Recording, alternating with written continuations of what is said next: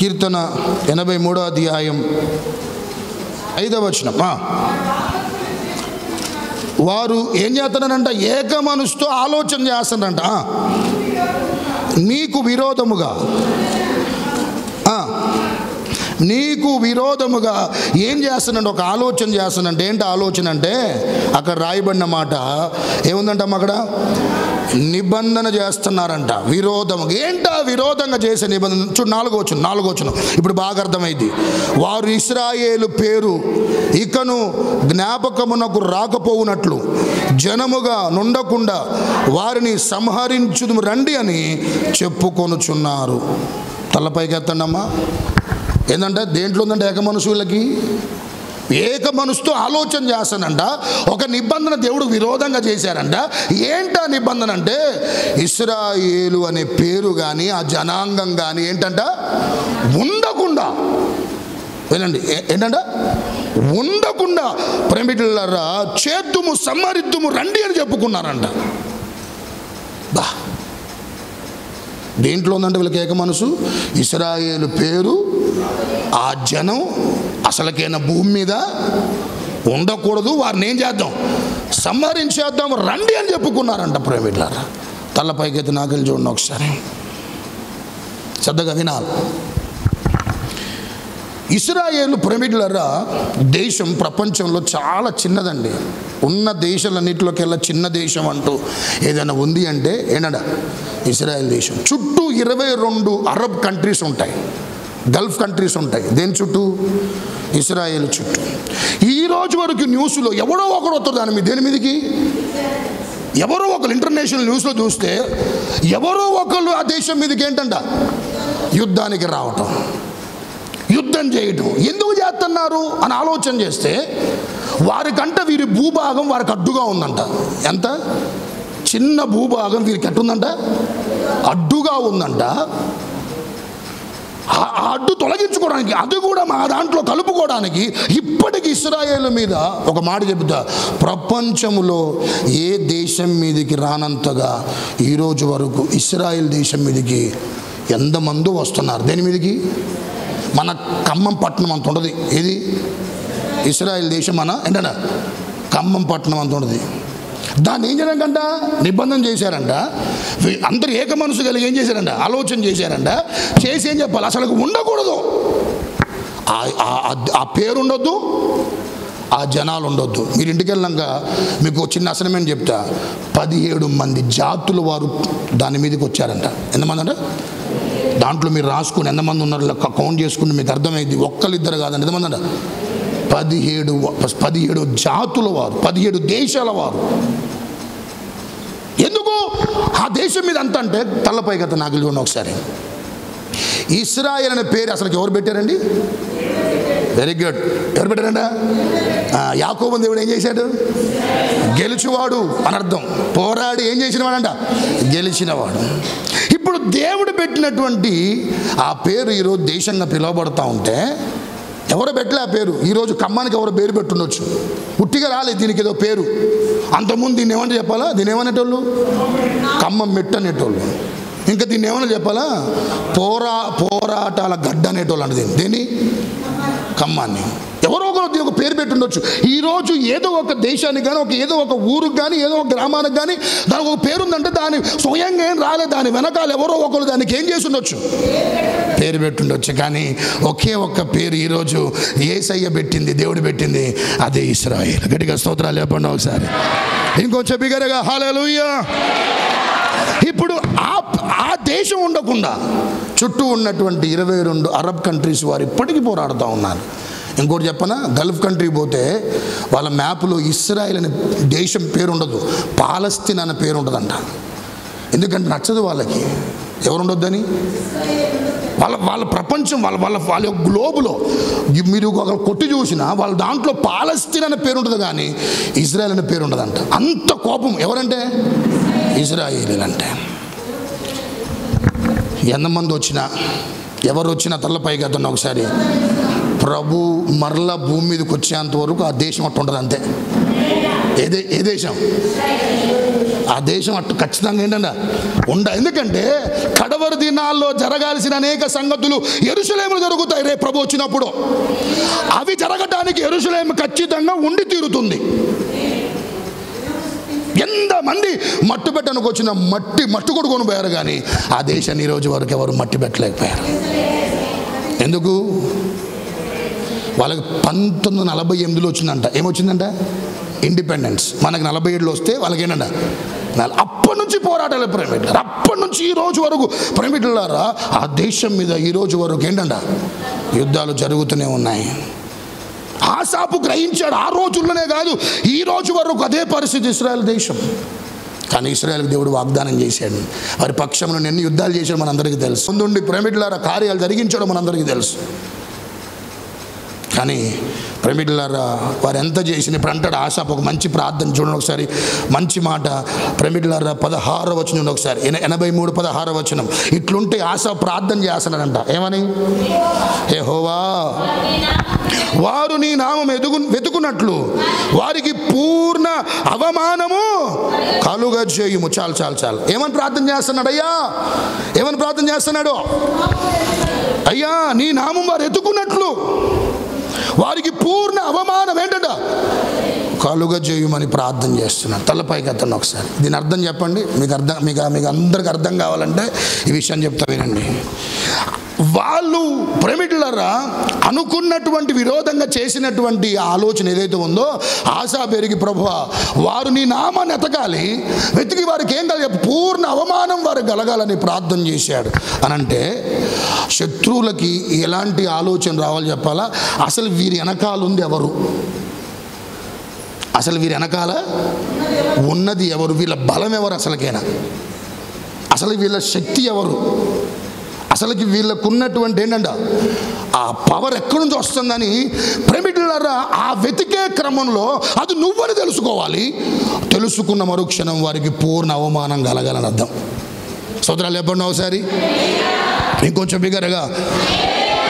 ప్రభువా వీళ్ళ వెనకాల ఇంత చిన్న దేశం ఎన్నిసార్లు వచ్చినా ఎప్పుడో ఒకసారి ఏమైపోవాలి అసలుకైనా మేము స్వాధీనం చేసుకోవాల్సింది మేము స్వాధీనం చేసుకోలేకపోతున్నాం, అసలు వీరి వెనకాల ఉంది ఎవరు అని వారు వెతికే క్రమంలో అర్థమవుతుంది. అది నువ్వని తెలవాలి. తెలిసిన మరుక్షణమే వారికి పూర్ణ అవమానం కలగాలి ప్రభువా అని ఆశ ప్రార్థన చేశాడు. ఆమెను చెప్పండి. సంగమా కూర్చుని మీ అందరూ చెబుతున్నాను, మీరు ఓడిపోవాలని చాలామంది చూస్తున్నారు. మీరు ప్రేమికులారా ఇబ్బంది పడితే సంతోషించాలని చాలామంది చూస్తున్నారు. మీరు ప్రేమికులారా మీ జీవితంలో అసమాధానముతో ఉంటున్నప్పుడు ప్రేమికులు చూసి ఆనందిద్దామని చూస్తున్నారు. వారు ఎన్నో రకాలుగా చేయాల్సిన ప్రయత్నాలు మొత్తం చేస్తున్నారు మీ మీద. ఎన్ని ప్రయత్నాలు చేస్తున్నా అవి ఏ ఒక్కటి కూడా మీ మీద పని చేయట్లేదు. మీ మీద ఏ ఒక్కటి కూడా అవి ఏమాత్రం కూడా ప్రేమికులారా అమలు కావట్లేదు. ఏంటి వీరి పట్ల ఇన్ని రకాల ఆలోచనలు చేస్తున్నా ఏ ఒక్కటి జరగట్లేదు ఏంటి అని? అసలు వీరి బలం ఎవరు? వీరి వెనకాల ఉన్నది ఎవరు? వీరి శక్తి ఏమిటి? వీరు బలమేమిటి? వీరి సామర్థ్యం ఏమిటి? వీరి వెనకాల ఉన్నటువంటి దుర్గం ఎవరు అని ప్రేమికులారా ప్రజలు తెలుసుకొనగలిగేలా దేవుడు చేయబోతున్నాడు. ఆమేన్ చెప్పండి ఒకసారి ఇంకొంచెం బిగ్గరగా. హల్లెలూయా. సంగమా నీ దేవుడు వారి తెలవదు, నీకు బాగా తెలుసు. నీకేది చెప్పాలా? నీకు విరోధముగా రూపొందుతున్న ఏది వారి నీకు తెలుసు, అది కానీ వారికి తెలవదు. నీకు తెలవాల్సిన సత్యం చెప్పాలా? వాడు ఎన్ని ప్లాన్ చేసినా ఎన్ని రకాలుగా నిన్ను విచ్చిన ప్రయత్నం చేసినా అవి కూడా నీ మీద పని చేయవలసిన సత్యం నువ్వు తెలుసుకోని ప్రేమికులారా ప్రభువుని గనక అయ్యా నీ నామం ఎరగాలి. వాళ్ళు మా వెనకాల ఉంది ఎవరో తెలవాలి. ఇర్మియా గారు నీ వెనకాల ఎవరుందో నీ బంధువులు తెలుసుకోవాలి. జయమ్మ గారు నీ వెనకాల ఎవరుందో ఎవరు తెలవాలి? బంధువులు కాదు, సూటుపోటు మాట్లాడేటోళ్ళు, నిన్ను ఇబ్బంది పెట్టేటోళ్ళు, నిన్ను బాధ పెట్టేటోళ్ళు తెలవాలి. వాళ్ళకి ఇన్ని జరుగుతున్న వాళ్ళకి ఏం జరగట్లేదు, ఇన్ని జరుగుతున్న వాళ్ళకి ఏం కావట్లేదు. ఒక మాట చెప్తానండి, ఇక్కడ పరిచర్య జరగొద్దని అందరూ ఈ ప్రాంతంలో ఉన్నటువంటి వారందరూ ఒకప్పుడు ఏక మనసుతో ఏకాగ్రీవంగా సంతకాలు పెట్టి వెళ్ళి ఇక్కడ పరిచర్య జరగొద్దని చూడటానికి ఎన్నో రకాలుగా చేసిన ప్రయత్నాలు 1-2 కావు సంగమా. చేయాల్సిన విశ్వ ప్రయత్నాలు చేశారు, జరగాల్సిన కార్యాలను జరిగించారు. కానీ ఒక్కటి గమనించండి, వాళ్ళు తెలియదు, మనకు తెలుసు, అవి మన మీద పని చేయమని. అవేవి మన మీద ఏంటంటే ఇంచు కూడా ప్రభావితం చేయమని మనకు తెలుసు. ఎందుకంటే మన బలం మన దేవుడు, మన ధైర్యం మన దేవుడు, మన శక్తి మన దేవుడు. నీ వెనకాల ఉన్నవాడు, నీలో లోకములో ఉన్నవాడు కంటే గొప్పవాడు ఆయన.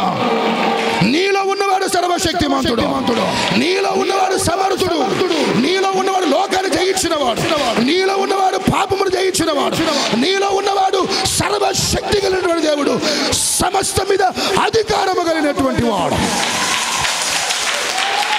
హల్లెలూయా. ఇంకొంచెం బిగ్గరగా హల్లెలూయా. విరోధంగా, నీకు విరోధంగా లేచేదేది నీ పిల్లల పక్షముగా, నీ పక్షమున గాని, నీ కుటుంబ పక్షమున గాని ఏ మాత్రం వర్ధిల్లవు. ఏంటయ్యా నీకు రూపొందుతుంది ఏది? నిశ్చింతంగా ఉందా? ఎవరున్నా మన దగ్గర ఉన్నారు? Who is our behind us? ఎవరున్నారండి? Almighty God. Who is in us? మనలో ఎవరున్నారో? Yes. వారికి అవమానం కలగబోతుంది. నీ శత్రువులకు, నిన్ను ఇబ్బంది పెడుతున్న వారికి అవమానాన్ని ప్రభు కలిగించే దేవుడు ఆయన.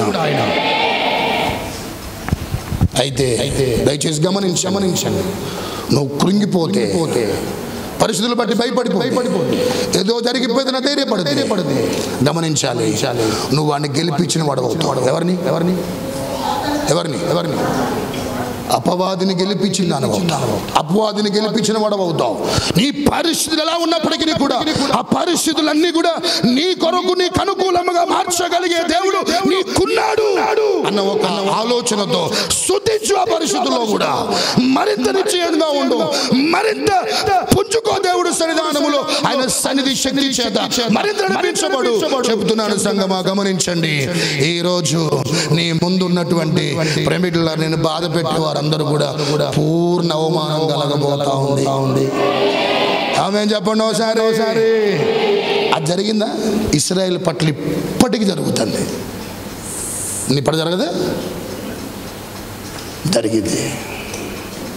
హల్లెలూయా. గొప్ప దేవుడి సంగమా. మనం ఏమాత్రం ఏంటంటే అసలుకైనా ఈ విశ్వాస జీవితంలో భయపడొద్దు. అసలుకైనా ముందుకు వెళ్ళిపోవడం ధైర్యంగా. ప్రభు ఖచ్చితంగా గొప్ప కార్యాలు మన కొరకు ప్రభు జరిగిస్తాడు ఆయన. ఆమేన్ చెప్పండి. యోసేపు ఐగుప్తులో ప్రేమికులారా గోతులో పడవేయబడితే ఈడ్చుకొని వచ్చారు బానిసగా. ఎవరున్నారు అతని వెనకాల? యోసేపు తన జీవితంలో అదే దేశంలో ప్రేమికులారా దేశానికి ప్రధాని అవ్వగలిగే అంత స్థితికి దేవుడు యోసేపుని తీసుకెళ్ళాలనుకున్నారు. ఏంటి ఇతని వెనకాల శక్తి ఏంటంటే అది తన దేవుడే. చాలా మంది వెనకాల దేవుడుండి జరిగించాల్సిన కార్యాలు జరిగిస్తూనే ఉన్నా. నీ ముందుంటున్నాడు, నీ పక్కనుంటున్నాడు, నీ యొక్క వెనకాల ఉంటున్నాడు, నీ చుట్టూ ఆవరించి ఉన్నాడు, నీ కుటుంబాన్ని ఆవరించి ఉన్నాడు, నీ చుట్టూ, నీ పిల్లల చుట్టూ ఆయన ఆవరించి ఉన్నాడు. ఆయన వెనకాల ఉండి చేయాల్సిన కార్యాలు ప్రభు జరిగిస్తున్నాడు. దానియేలు శక్తి ఎవరు? దావీదు శక్తి ఎవరు? ఎస్తేరు శక్తి ఎవరు? ఇలా చెప్పుకుంటూ వెళ్తే బైబిల్ ఉన్నటువంటి ప్రతి ఒక్కరి యొక్క భక్తులు ఉన్నతమైన స్థితికి వారు కారణం వారి జీవితాలు ఎన్ని అబండాలు వచ్చినా అవమానాలు వచ్చినా కష్టాలు వచ్చినా ఎన్ని అవన్నీ అధిగమించగలిగి దేవుడు వారిని ఏదో ఉంచనుకున్నాడు. ఆ స్థితిలో దేవుడు కారణం ఏంటంటే అది వారి శక్తి, వారి సామర్థ్యము కాదు, వారి బలము కాదు, వారి యొక్క మరొకరు కేవలం వారి వెనకాల దేవుడు ఆ స్థితికి దేవుడు తీసుకొని వెళ్ళాడు. ఆమేన్ చెప్పండి ఒకసారి. నిన్ను కూడా ప్రభు నడిపించునుగాక. ఇప్పటికి నడిపించాడు, ప్రభు నడిపించునుగాక. అయితే నువ్వేం చెప్పాలా? కృంగిపోద్దు. అన్యజనుల ముందు ఏం చెప్పాలా? బాధపడొద్దు, అధైర్యపడొద్దు. మరింత ఏంటడా? మరింత ప్రభుని స్తుతించు. ఏంటి వీరి సంతోషం? ఏంటి వీరికున్న ఆనందం? ఏంటి ఇన్ని ఇబ్బందులు ఉన్నా వీరు చాలా సమాధానంగా ఉన్నారని ప్రజలు మాట్లాడుకోవాలంటే వారి ముందు ముసుకేసుకొని వాళ్ళందరూ వచ్చినప్పుడల్లా అనిల ముందు చాట భారతం అంతే ఏంటంట ఏనంట నీ సంగతులన్నీ చెప్పినావు అనుకో, దేవుడు అక్కడ మహింపరచబడడం. హల్లెలూయా. ఒకటి, కుంటి సాకులు చెప్పొద్దు. 2, ప్రేమికులారా, దేవుడు సన్నిధిలో ఎంతమంది నీకు వ్యతిరేకంగా లేచినా, ప్రేమికులారా, నీ వెనకాల దేవుడు ఉన్నాడన్న ఆలోచనతో ముందుకెళ్ళు. ఇశ్రాయేలు ప్రజలకు దేవుడు ఏ విధంగా జై జీవితాన్ని ఇస్తున్నాడు, నీకు కూడా ప్రభు ఏమిస్తాడు? జయ జీవితాన్ని ఇస్తాడు. సో ఇలాంటి అనుభవాలు మనకు కావాలనే ప్రభు కోరుకుంటున్నాడు. ఇప్పుడు చెప్పండి, సంగమా, పౌలు అంటున్నాడు, ఏక మనసు గలవారై ఉండుడి. అలా మీరు ఉండటానికి ప్రేమయు సమాధానకర్త అయిన దేవుడు మీకు తోడై ఉండుగాక. కళ్ళు మూసుకున్నాం. ఇట్టి మాటలు మన వెనుకలో ప్రభు దీవించుగాక. కళ్ళు మూసుకుని చిన్న ప్రార్థన.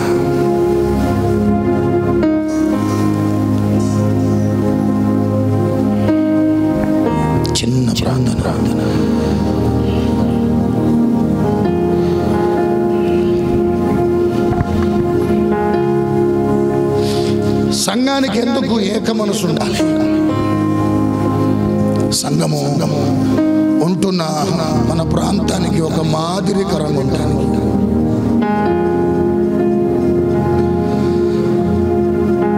మనల్ని చూచి అనేకులు నేర్చుకొనగలుగునట్లుగా మనం ఉంటానికి,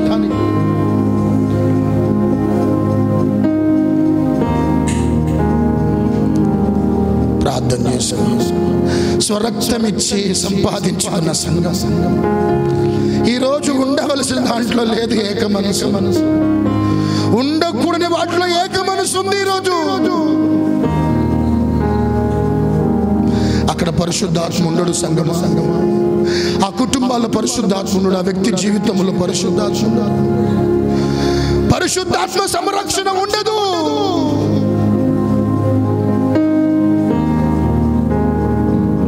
ప్రార్థన చేసుకో సోదరా. సంఘములో రకరకాల వాళ్ళు ఉంటారు నాయన. కళాప్రియులు ఉంటారు, చాడీలు చెప్పే వాళ్ళు ఉంటారు, చెప్పింది మరొకటి అయితే మరొకటిగా తప్పుగా చిత్రీకరించి చెప్పేవారు ఉంటారు. అయినా నా కుటుంబంగా నేను ఎన్ని రకాలుగా ప్రయత్నించి అందరితో ఏక మనసు కలిగి ఉంటానయ్యా. అందరితో ఏక మనసు కలిగి ఉంటానయ్యా. నా వంతుగా నేను ఐక్యతగా ఉంటానయ్యా. వారి చేతుల అలాంటి వారితో దేవుడు ఉంటాడు సంగమా. అలాంటి వారితో దేవుడు ఉంటాడు సంగమా. అలాంటి వారిని దీవిస్తాడు సంగమా. అలాంటి వారిని ఆశీర్వదిస్తాడు సంగమా. అలాంటి వారిని పరిచర్లో వాడుకుంటాడు సంగమా. అలాంటి వారిని అనేకులతో దేవుడు నిలబెట్టుకుంటాడు సంగమా. నిన్ను నీ కుటుంబాన్ని దేవుడు దీవిస్తాడు సంగమా. చేతులెత్తారా? సాకులు చెప్పమాకు సోదరా. సాకులు చెప్పి అలవాటు అయిపోయింది నీకు ఈరోజు. సోదరి, సాకులు చెప్పి అననీయ సఫరీల అబద్ధాలు చెప్పి ఈరోజు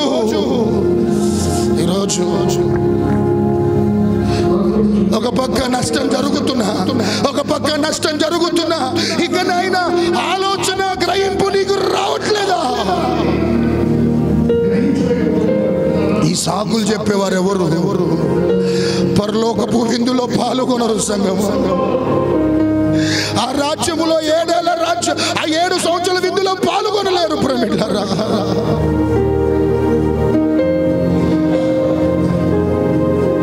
దేవుడు స్థానములో ఏది పెట్టమాకు దయచేసి. నీ ధనము ముఖ్యమని దయచేసి దేవుడు స్థానాన్ని పెట్టమాకు. డబ్బులు, స్థిర ఆస్తులు సంపాదించుకోవటమే, కూడబెట్టడమే అది ఎక్కువ అనుకోమా. నీ ఉద్యోగం ఎక్కువ కాదు, నీ వృత్తి ఎక్కువ కాదు, నీ వ్యాపారం ఎక్కువ కాదు. ఏదైనా దేవుడు తర్వాత. ప్రభు శ్రమపడమన్నాడు, ప్రభు కష్టపడమన్నాడు, 6 దినాలు శ్రమించమన్నాడు. కానీ ఆయనకి ఇవ్వాల్సిన సమయాన్ని కూడా దొంగిలించి దాన్ని కూడా నీ సొంత స్వలాభం కొరకు వాడుకుంటున్నావా? అది మంచిది కాదు.